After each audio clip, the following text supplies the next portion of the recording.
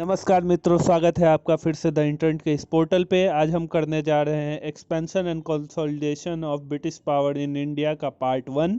तो चलिए आगे बढ़ते हैं। 16वीं शताब्दी में आयरलैंड के कॉन्क्वेस्ट के बाद ब्रिटिश इंपीरियलिज्म की शुरुआत दुनिया में हुई। इसके दो फेज थे। पहला फेज अमेरिका और वेस्ट इंडीज के तरफ, और दूसरा फेज जो है वो एशिया और अफ्रीका के तरफ। उस समय में बंगाल से यूरोप में जो भी एक्सपोर्ट होता था उसमें राइस, शुगर, सिल्क, कॉटन वगैरह और भी काफ़ी सारी चीज़ें थी।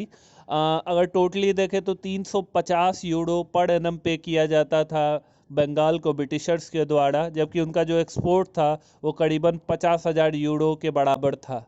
तो इस तरह के घाटे में बंगाल को शुरुआत से ही ब्रिटिशर्स ने रखा था। ब्लैक होल ट्रेजेडी एक घटना थी जो कि बैटल ऑफ प्लासी से पहले हुई। इसके अंदर ऐसा हुआ कि 146 ब्रिटिशर्स को सिराजुद्दौला ने एक छोटे से कमरे में बंद करवा दिया, जिसमें से लगभग 123 से 126 की मृत्यु सफोकेशन से हो गई। इसके बाद मीर जाफर और रॉबर्ट क्लाइव ने आपस में एक डील की, जिसके तहत सिराजुद्दौला का हारना बैटल ऑफ प्लासी में निश्चित हो गया बैटल शुरू होने से भी पहले। और लास्टली मीर जाफर को वहाँ का नवाब बनाया गया, और इसके बाद जो भी ब्रिटिशर्स ने मीर जाफ़र के लिए किया, इसके बदले ब्रिटिशर्स को अवॉर्ड किया मीर जाफ़र ने। जब ब्रिटिशर्स के साथ मीर जाफ़र का भी कॉपरेशन कम हो गया, तो मीर जाफ़र के दामाद यानी कि मीर कासिम को बंगाल की गद्दी पे ब्रिटिशर्स ने बैठाया।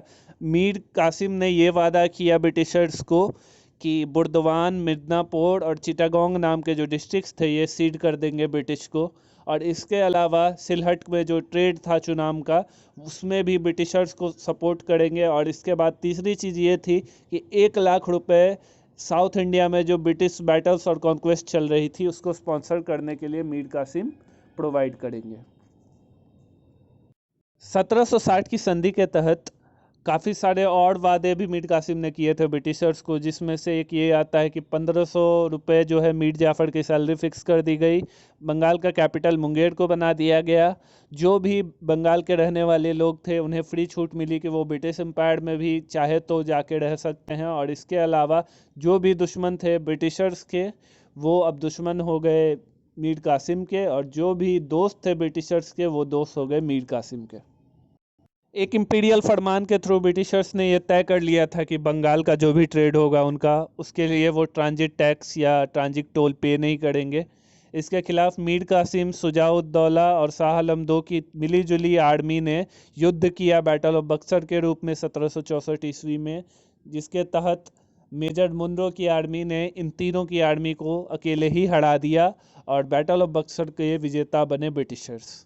1765 में ब्रिटिशर्स ने दो अहम संधियां की, जिसमें से एक थी शुजाउद्दौला अवध के शासक के साथ, जिसके अंडर शुजाउद्दौला को अपना पूरा स्टेट जो है वो बलवंत सिंह, जो कि एक बनारस का ज़मींदार था, उसके हवाले करनी थी। इसके अलावा 50 लाख वार इंडेमनिटी भी इन्हें बढ़नी थी। और इसके अलावा तीसरी चीज़ अगर देखें तो इलाहाबाद और काड़ा का कंट्रोल शाह आलम II को देना था।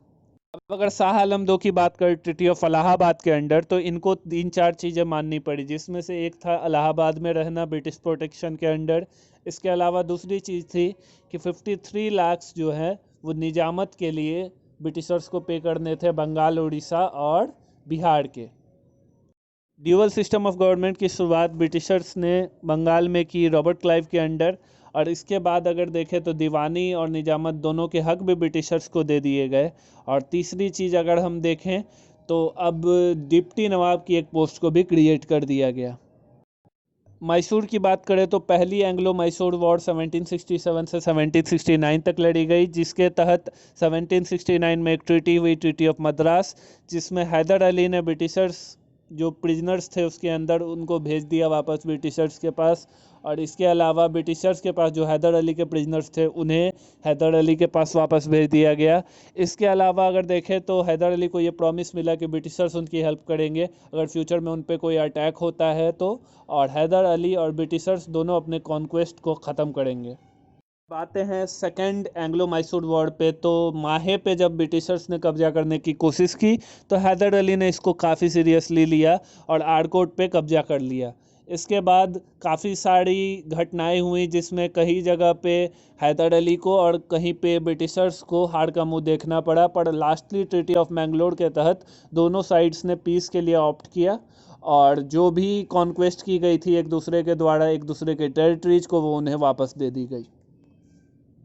बात करें थर्ड एंग्लो मैसूर वॉर की, तो इसमें टीपू सुल्तान ने पहले 1790 में ट्रावनकोर पे हमला कर दिया था, जिसमें ब्रिटिशर्स भी कूदे और आखिर में टीपू सुल्तान की हार हुई। ट्रीटी ऑफ सेरिंगपट्टनम के तहत आधी टेरिटरी जो थी मैसूर की, वो ब्रिटिशर्स और उनके एलाइज ने आपस में बांट ली। हैं आखिरी एंग्लो मैसूर वॉर पे, तो इसमें ऐसा हुआ कि टीपू सुल्तान हर फ्रंट पे ब्रिटिशर्स से हार गया। पहले तो ब्रिटिशर्स ने इनको कहा कि सब्सिडी अलायंस को साइन कर ले इनके साथ, जो कि मना कर दिया टीपू सुल्तान ने, और आखिर में मराठाज को ये प्रॉमिस कर दिया ब्रिटिशर्स ने कि आधी टेरिटरी टीपू सुल्तान की उनको दे दी जाएगी, और निज़ाम तो पहले से ही सब्सिडी अलायंस को साइन कर चुका था।